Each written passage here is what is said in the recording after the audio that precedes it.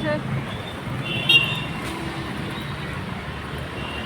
ছাতা আনা হয়নি, মেঘ উঠেছে, বৃষ্টি হব হব ভাব। ছাতা আনতে মনে নেই।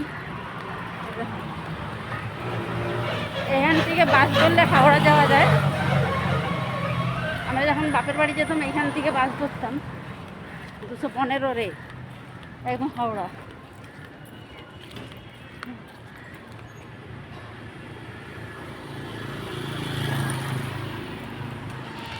অনেক সুন্দর এই যে একটা পরিবেশটা, এটা সল্টলেক।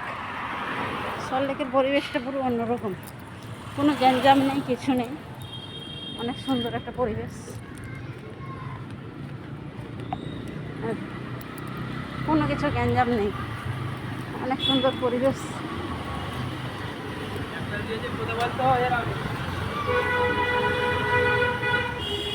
তো চলো পরে আবার দেখা হচ্ছে তোমাদের সাথে।